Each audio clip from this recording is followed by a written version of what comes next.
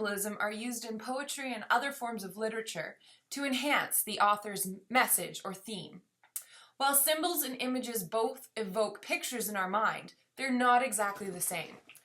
An image is a picture which appeals to one of the five senses as a way of creating an emotional reaction, whereas a symbol represents or stands for an idea, a concrete object, or a person. Let's start with imagery. In Macbeth, there are many blood images which appeal to the senses of sight, taste, touch, and smell.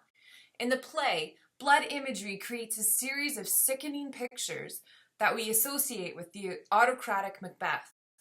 Shakespeare's use of one blood image after the other, about 26 times in this short play, creates the atmosphere of gory death by invoking our emotional response to the imagery of blood. On the other hand, we have a Remembrance Day poppy.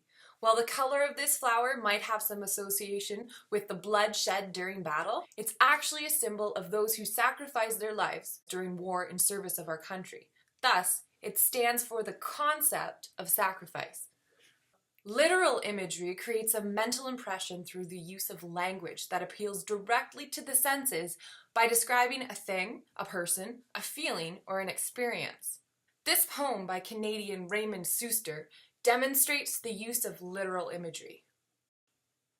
I wanted to smash something, anything against their dull, stupid faces. But then you reached down with a certain smile, put a flower in my hand.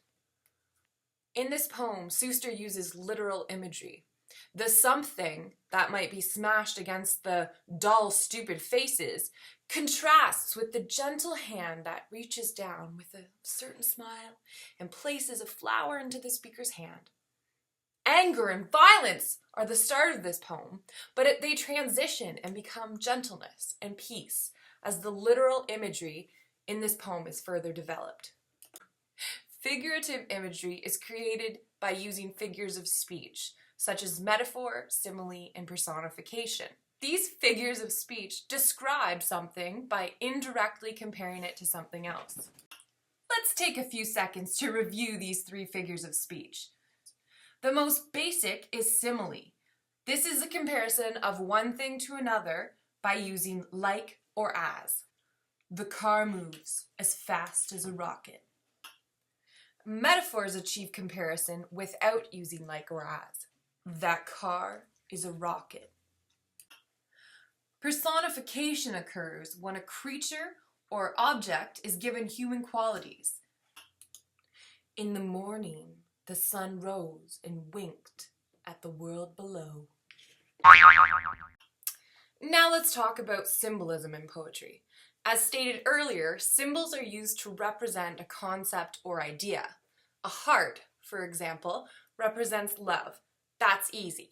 Symbolism is the foundation of many forms of poetry, and it's often a universal language, as many symbols remain consistent through time and place. Water, for example, has been used for centuries and in various cultures to symbolize birth or rebirth.